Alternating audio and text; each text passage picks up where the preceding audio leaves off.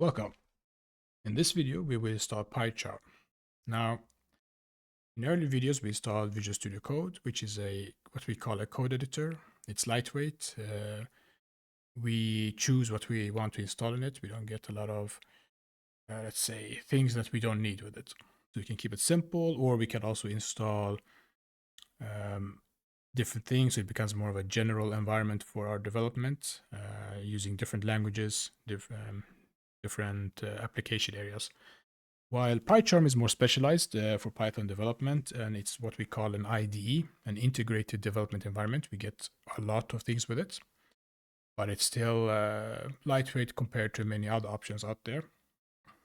So this is optional. You don't have to. If you're satisfied with Visual Studio Code, stick with that. Now, for JetBrains fanboys like myself that use all of their products, then go for it. So you can first search for PyCharm up here. And there are two different ways of installing it. I'm going to just show you the first one without doing it entirely. When we click here on PyCharm, we click this download button. And then here we could specify if you were using ARM64 or Mac, you might have the M1, the Silicon chips instead of the Intel chips. And you could download it and install it. I'm not going to go this way.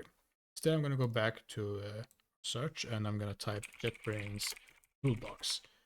And I prefer this tool because I use a lot of different editors that they have, and I can sync my settings, and it's much easier to keep things updated. It's just a much better experience. So I'll click download here. Once it's done, I'll install it from here.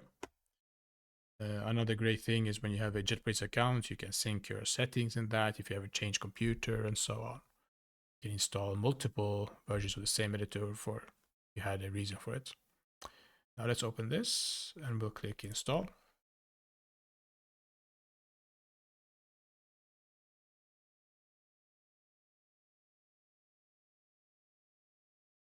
And now you see it's done and it opens up here automatically. Now, if you didn't see it here, if I click here now and I click like this, it disappears, right?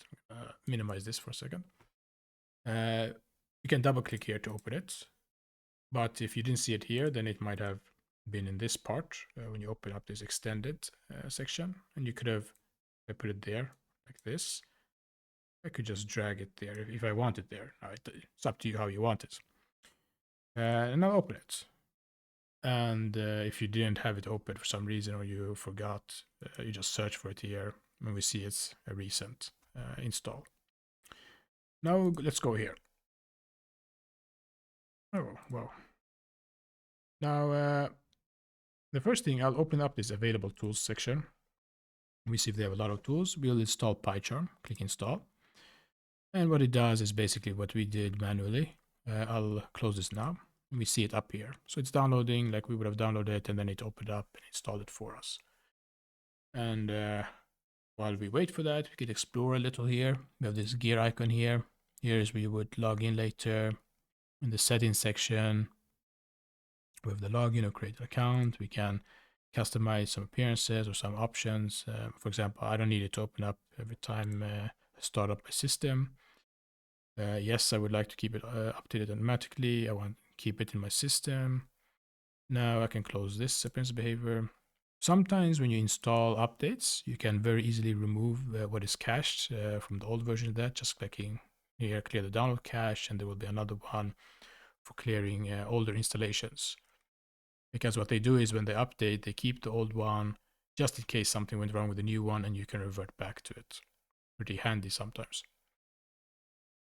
And then we can ignore the rest. I think it's too advanced. This should be done eventually. If it takes long, you can always speed up.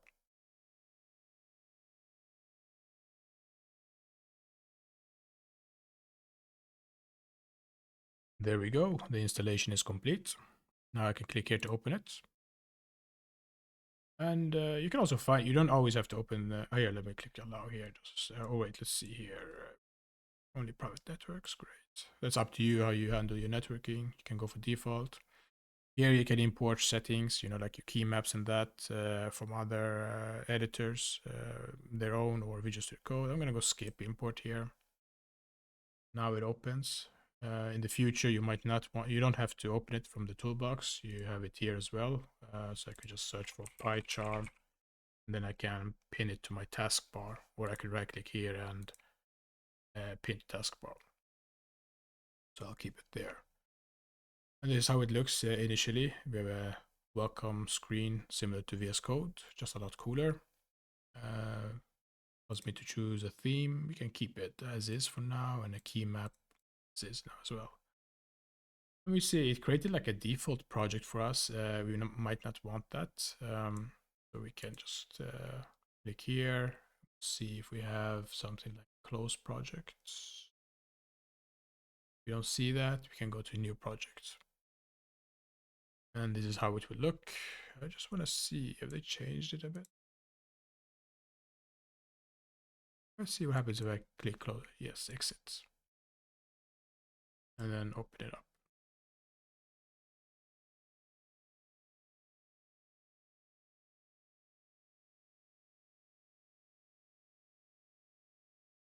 There we go. Guess it's always going to open this recent project. Interesting. All right. Where is the start menu?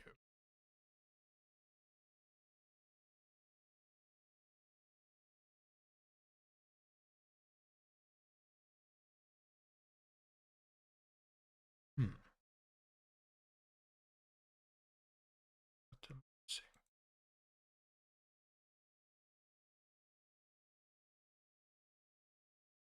Cool.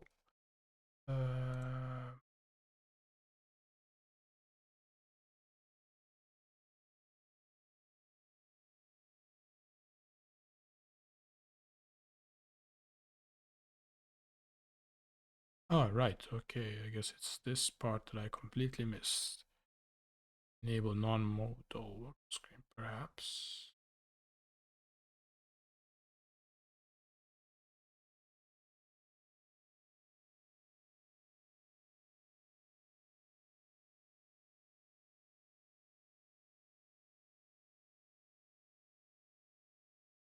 Oh, okay.